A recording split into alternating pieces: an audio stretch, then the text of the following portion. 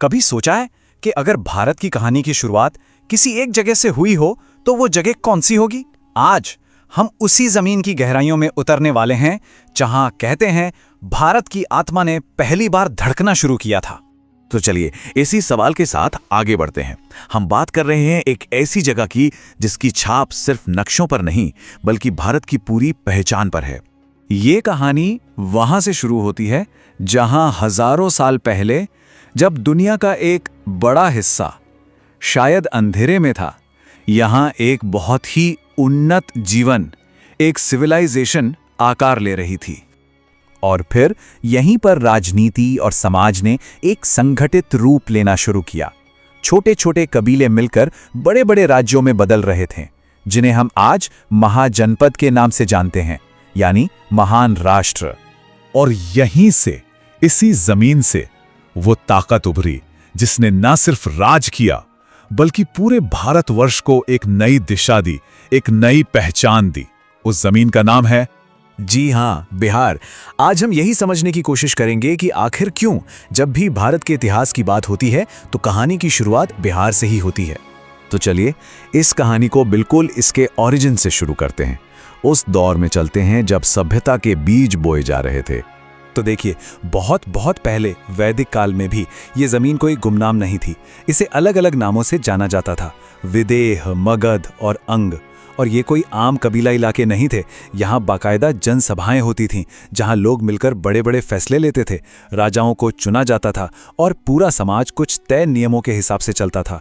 मतलब एक organised society की नींव यहीं रखी जा रही थी। वक्त के साथ इसी इलाके का एक हिस्सा, मगध, धीरे धीरे बाकी सब पर भारी पड़ने लगा और देखते ही देखते ये सत्ता का सबसे बड़ा सेंटर बन गया। पर सवाल ये उठता है कि मगध ही इतना ताकतवर क्यों बना? इसके पीछे 3 बड़ी वजहें थीं। पहली, जमीन बहुत ज्यादा उपजाऊ थी, मतलब खेती बढ़िया तो बड़ी आबादी का पेट भरना आसान।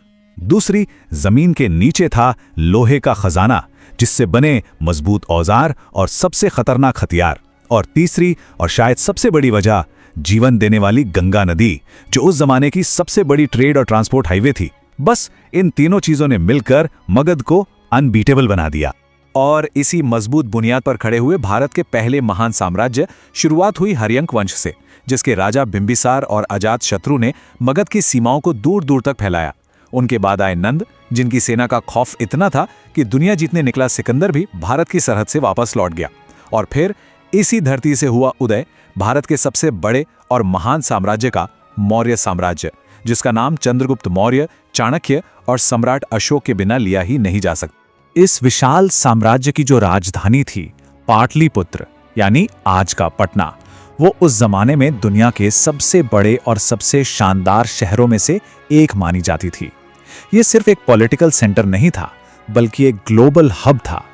लेकिन बिहार की कहानी सिर्फ ताकत और सल्तनत की कहानी नहीं है।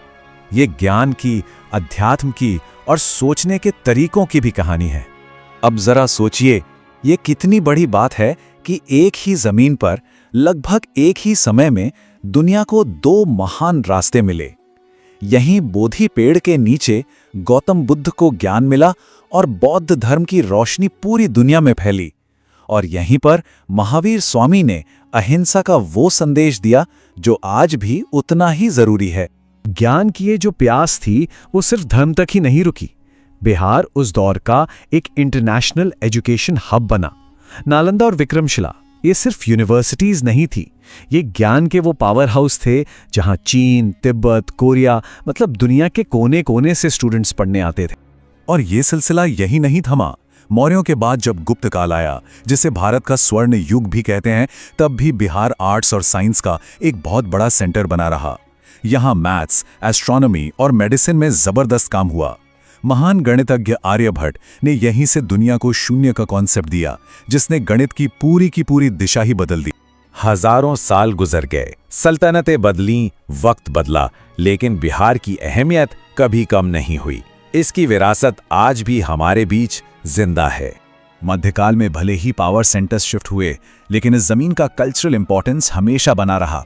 और जब आधुनिक भारत की कहानी लिखी जा रही थी, तब भी बिहार सबसे आगे था।